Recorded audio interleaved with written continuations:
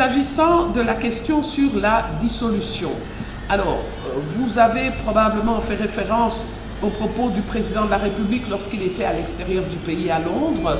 Moi, j'ai le privilège, de par ma fonction, de ne pas avoir besoin d'attendre qu'il soit à l'extérieur pour parler de certains sujets. Akeye kolobango libanda non.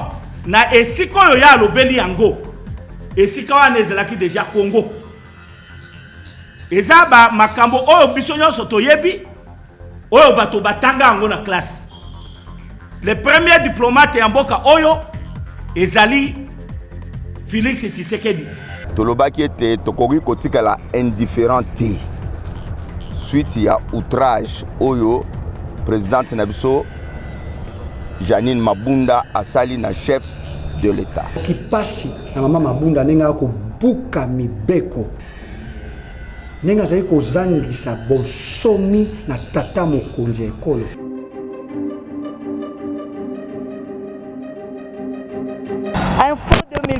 Info 2023 Baimboka lokola domi bendolo ngwanza pe Yohan Wasilwa bazali komituna mutuna eske na 2023 ndenge Félix Tshisekedi pe Vital Kamerhe lokola Félix Tshisekedi kuna na IDPS Vital Kamerhe na INC basinyaki babetaki masolo pona kolobaki na 2023 esengeli moko atika ebonga pona mususu, c'est-à-dire oazana ebonga zali Félix Tshisekedi esengeli na 2023 atika la muninga Vital Kamerhe ebonga. Est-ce que Salema Info 2023 mikolo masolo ya dissolution ya parlement ezali ko betama Félix Tshisekedi to mona ke kuna à Londres betaki masolo ya dissolution ya parlement. Est-ce que na 2023 to ko mona yango ko zala dissoli wana ezali masolo ko betama na 2023 tala sina tokene moko na ba information na biso to isi ko kozula bino kuna na Assemblée nationale to mona ki présidente Janine Mabunda ko répondre indirectement président de la République démocratique du Congo par rapport à discours naé à Salaki na Londres ba reporter na biso bazalaki qui sont place pour na kozwa ba détail na yango bolanda.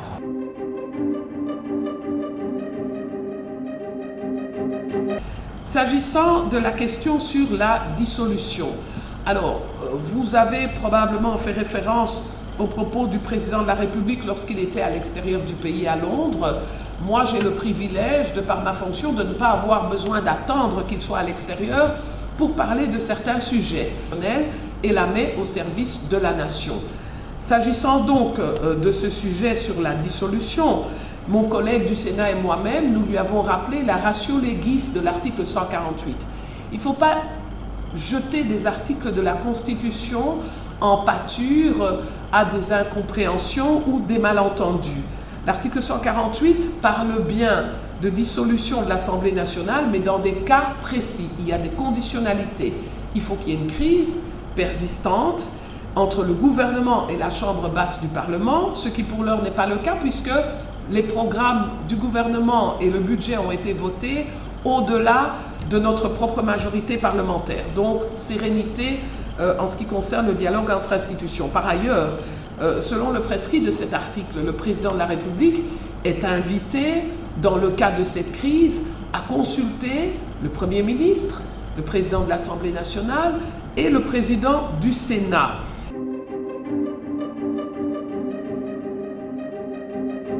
Papito Olenga, merci pour Ozakuna na France.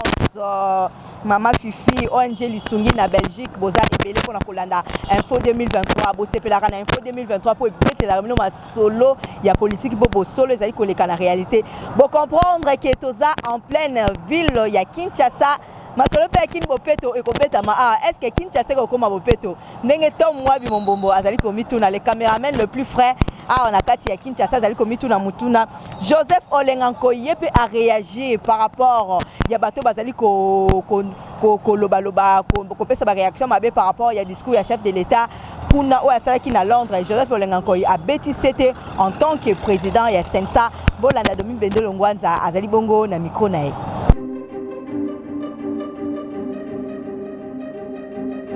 Na esiko yo ya lobeli yango esika wana ezalaki déjà Congo. Eza ba makambo oyo biso nyonso toyebi oyo bato batanga yango na classe. Le premier diplomate ya mboka oyo ezali Félix Tshisekedi Tshilombo. Alobi yango deva ba ndeko na biso oyo bazali libanda. tokoki kozwa yango na ndenge ya mabe te.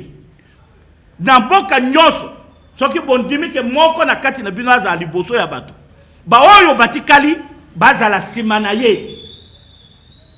Malamu to mabe eza na bakano oyo babongisaka makambo wana. Mais bakano na biso tobandi ko utiliser na ba télévision na ba radio eza poto pelisa moto.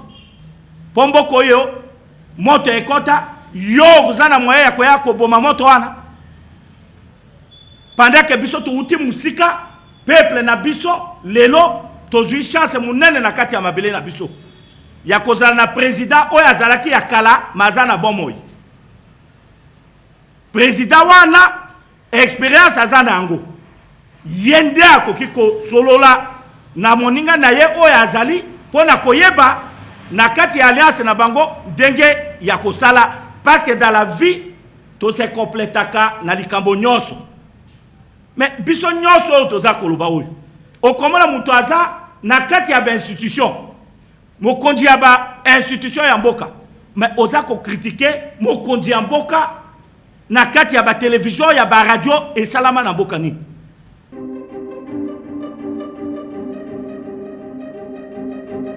Bakombata nyonso ya Londres topesi bino mbote na bino yango wana Lomi Bendolo Ngwanza na sima caméra apesi bakombata nyonso ya Londres mbote ya bino pe ya Paris tobosani bino te par rapport ya kaka toko bakana makambu au chef de l'état akena koloba na Londres awa na Kinshasa zali ko benda ndungu na ndenge ya kosakana te ndeko tuchumana kisombe na ngambo na epe abeti sete pona koloba que Vital Kamerhe za muninga na bakote alobeli pe bato nyonso bazali kotelemela chef de l'état par rapport ya discours na ye oyo asalaki na Londres bolanda yango à travers élément oyo to proposer bino.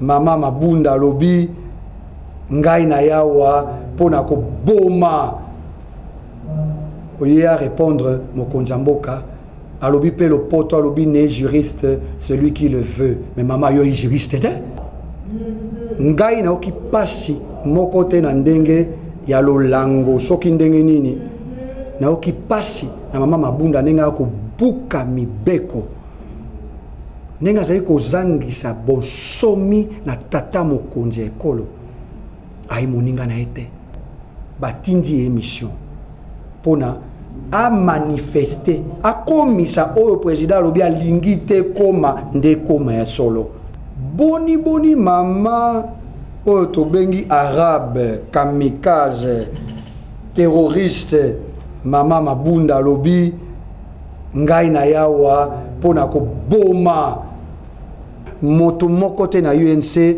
aloba mabe ya ndeko moko ya UDPS soki kozongisa ya note tomoni kote na bango ba magorodo ba ron bango bakanisi ete bakokoma lokola Vital Kamerhe kabunde kabuya bamiyibi mususu ba oyo kuna bakotaki na présidence na mayele yo uti voyage na Rwanda oyeba ya mbio okanisi parti wana ya yo soki fachi alongoli yo lelo Félix Tshisekedi mukolo IDPS eza bord ya Félix Tshisekedi IDPS na lobi na Jama Kabund na bande commission ya IDPS Vital Kamerhe za moninga na ote bozali ba employé du mois neti biso nyonso bayambi yo kanisi soki balongoli yo na banda koloba oye lisusu voyage okozwa ta 12 personnes te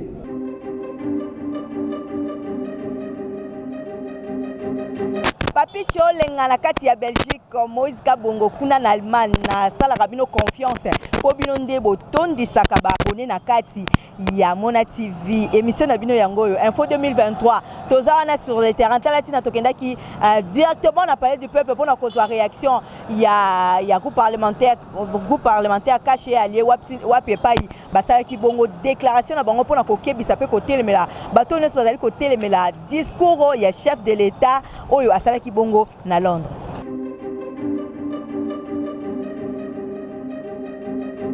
Biso ba député ya cash réuni to kati vacances parlementaires na biso suite na maloba les propos totalement désobligeants y a présidente Nabiso, il y a Assemblée nationale. Toloba qui était Tokogi Kotika la indifférente. Suite, il y a outrage. Oyo, présidente Nabiso, Janine Mabunda Asali na chef de l'État. Biso, na kati ya coalition. Tosali bonne volonté, nyon sopona que to travailler na compte ya peuple Nabiso. Mais tozali ko remarquer était bande ko Nabiso ya ngambo wana mususu baza ko sala nyon sopo était président de la République a échoué na mandat na ye. Yango tolobi boye. Biso tokotika bango te ba faire échouer mandat ya président de la République. Ce qui va continuer tokozwa ba responsabilité na biso, toko benga peuple na biso à se prendre en charge ndenge Etienne Tshisekedi wa Mulumba alobaki.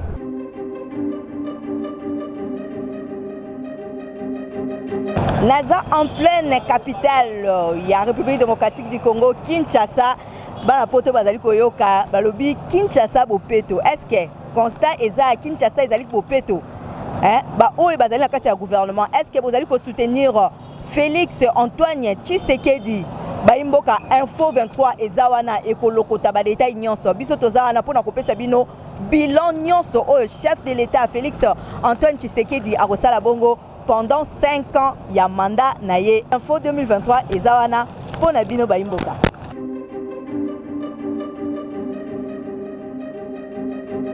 Marcel Lombikai Kabemba fils na kati ya États-Unis mbote na yango wana na yebi pe po sala ka musala kitoko pona Mona TV azabongo représentant na biso ya Mona TV kuna na kati ya États-Unis. Famille Mananga na moni Asunta Mananga na moni Naomi Wama na moni bongo Angèle Mananga pe Mado Mananga na Belgique ya bino mbote yango wana tokomi pratiquement na suka ya émission na biso topesi mbote bongo na Fifi Angèle Lisungi kuna na Belgique Yohan Wasilwa Papicho Olenga tokoki kobosa na ote bo continuer ko s'abonner na chaîne na biso Mona TV topesa ka bino ba information précis.